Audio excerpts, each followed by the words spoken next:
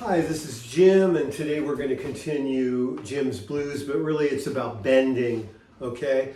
I taught a couple of guys this, and I was worried or concerned that, it might be too easy, but they were both advanced players and enjoyed it, so I'm hoping that's the same for you. Now, to review the previous Jim Blues, we just had...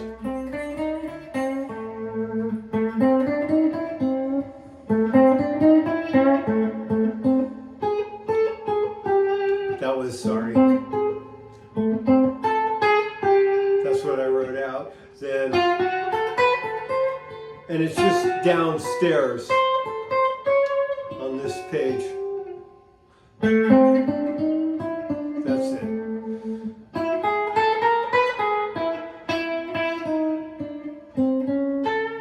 Okay, so that's the previous lesson. Now, I'm going to bend now. Okay, so instead of, I'm going, so those are half steps. It sounds like this. Okay, now when I go back to, it's obviously higher. It's to the major third or kind of in between. I really like that sound.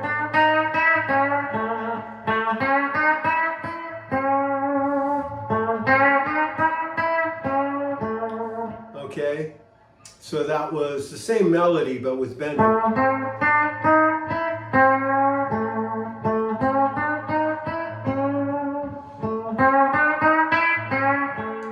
Then,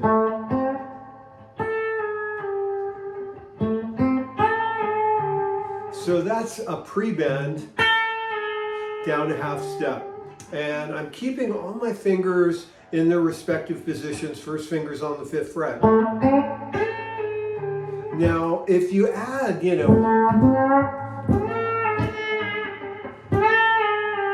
now I'm on 5, tones on 6, bass is on 10, reverb's on 4, intensity and vibrato are off. Now, if I was on 10, this would be really dramatic. But I get asked all the time, hey, what kind of potentiometers do you use? And they're just stock, but, sorry. If I'm getting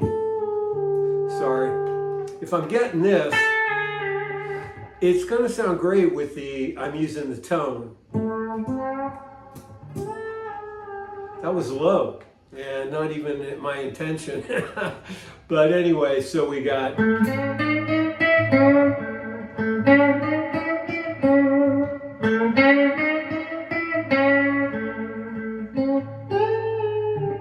Okay, now then we have, so I'm going,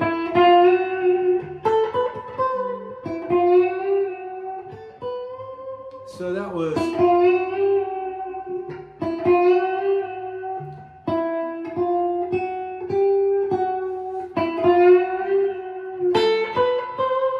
then we had,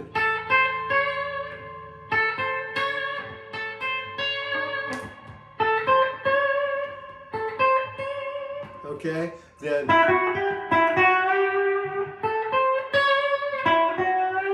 and I'm just bending that up, not picking it. Then it's, so with bending. So I'm getting all those notes with one finger.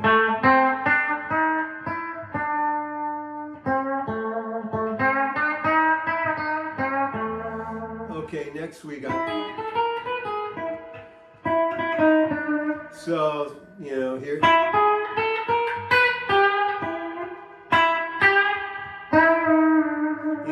That's a little all over the place, but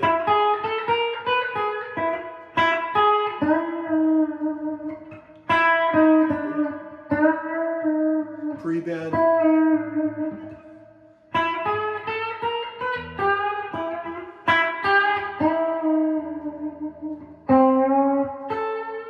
Then it's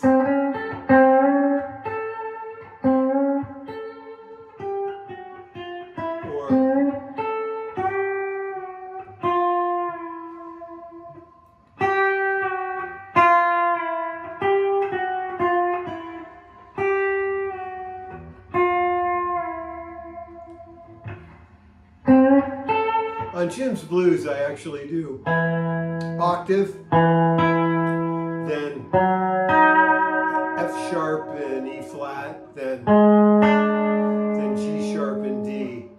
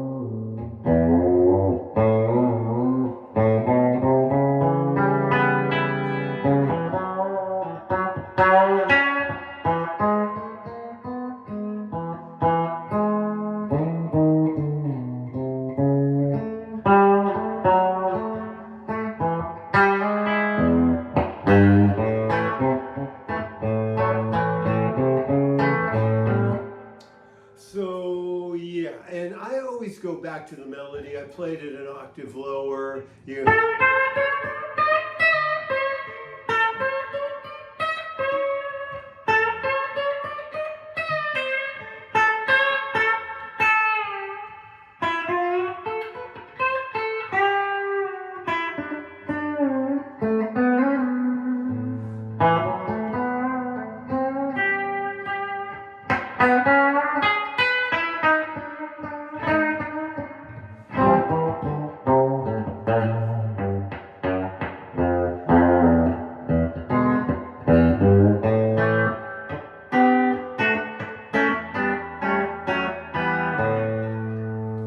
So that's Jim's Blues with bending.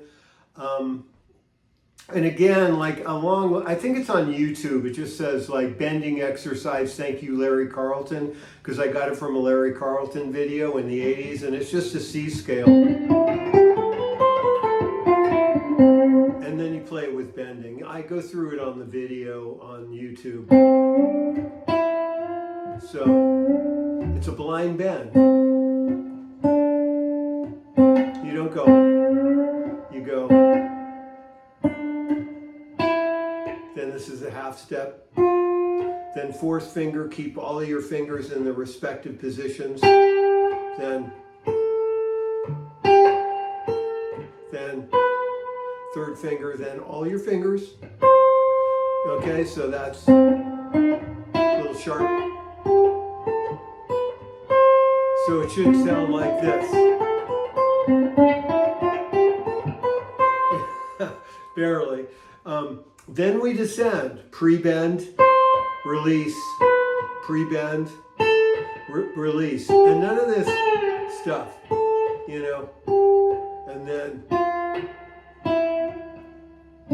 that was good. Okay, so,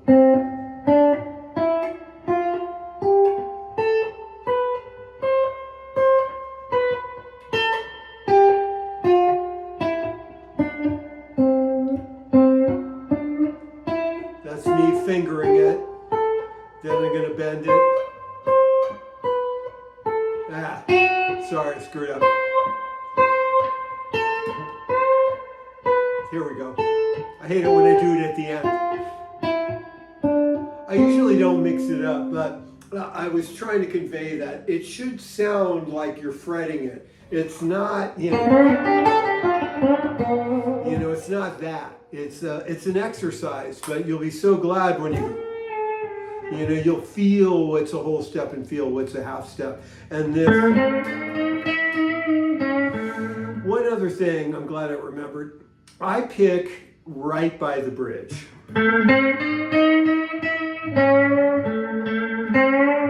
You know, a lot of the times, like right now, anyway. And I recommended it to a student who's really bright, and it always helps these videos when I teach like a real person because I get feedback. And he thought, and it was on Zoom, so who knows, you know, it's like a speaker this big, but he thought that it sounded lousy when he did it. He liked what I did, but I liked what he did. So I don't know, it sounded good to me on a Zoom speaker this big. But I think it adds a lot of sass and a lot of character. I mean, it isn't, West Montgomery, but it speaks, and that's kind of what some of my more recent lessons have been about, like, how do you make your guitar speak? Because we could go...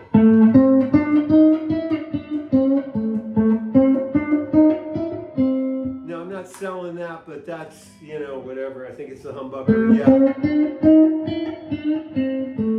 Okay, that's gonna sound good. It doesn't sound bad, but to me, it really is a sassy sound. So I don't know, like I can't hear you. Maybe you think that sounds terrible. Sometimes I have to throw my picks out because I use the threaded saddles. I like those, and it saws this away. I like the threaded saddles because they stay there, okay? And there's some options. Like, I can move it a little bit. On the brass saddles, when I do like something like that, like I find that the E string moves up, and it pisses me off. Like, I don't know why people, they say brass saddles sound better and they're iconic and all that, but this, like, I could bang the hell out of an upstroke and it's not gonna move, and that's why I like the threaded saddles. I also like silver. But to you guys out there who love brass saddles, I'm sure you have your reasons, and you love them. As long as you love them, that's the main thing. But that's why I use the threaded saddles. I tried a highfalutin brand that had like presets, and I didn't like those either because I like to move them around. I mean, they're all consistent, but I like to, push them around and get the high and low E away from the end of the fingerboard, and then I could space them visually to where they're all even. Right now, I think my B string fell down a little bit on this. But it feels good. I like this guitar. And I like, I like this little humbucker thing. It just sounds like a good telly pickup to me. I mean, I rarely used my neck pickup. I mean, to this day, I rarely use it. I just use middle, which I don't really like others. When they're in that position, I always like the neck position. They sound better than I do to me, but to me, it's like middle's just easier. It's close, and it's a different.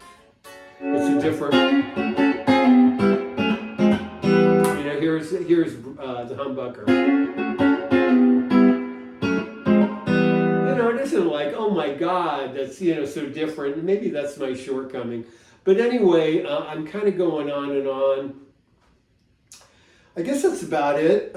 Yeah, bending. So do the C scale and give Jim's Blues a try. It'll probably be fun. I hope it helps change your playing into something you enjoy. So yeah, I'll probably date this video, but yeah, I go to New York, then Buenos Aires. I'm going to be gone a while. I don't know. There's so many videos up. I'm starting to feel less responsible about getting one up, because there's, if you scroll down, there's videos I have to relearn. I was thinking there was a Lonnie Mack tune I knew really well at the time of the video, and I'm like, I look at my own videos sometimes.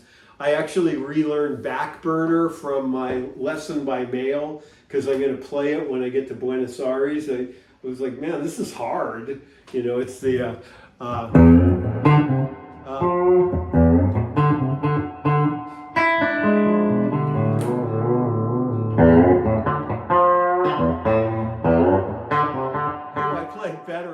Buenos Aires. Then it's this like. I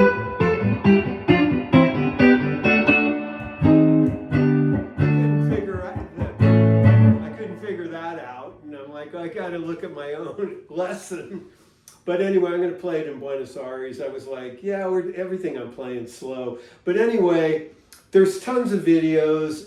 I'll try and check in, but no promises. If you're in New York or Buenos Aires, I'll be there. It's all on my website. I put it on here. Nobody liked it. Or, you know, 2 guys liked it or something. I'm like, maybe I should stop promoting my gigs on my Patreon page. You guys have suffered enough. What else? Yeah, and then I'll be in the Bay Area in December doing shows. We're playing a Freight and Salvage, which is a large venue for me. I hope you come by if you live in the Bay Area. Then we go to Seattle at some place I've never played called Sea Monster. Then we end up at Strum in Portland, and I love Strum. Michael Krasovich owns it, and he's in our corner. He helps us. He's why we go. I do a clinic where I probably like talk like this a lot instead of showing people like, you know, worthwhile licks. But anyway, there's a clinic during the day, and then we play at night. And, you know, we go there. It's hard. You know, I don't know if you guys fly a lot. Ugh, it's getting worse. And, you know, we want to play for you. So come by. It's like we just want people to share the energy and experience. So I guess that's it. Thanks for watching. Hope I didn't talk too long at the end, and have a great day.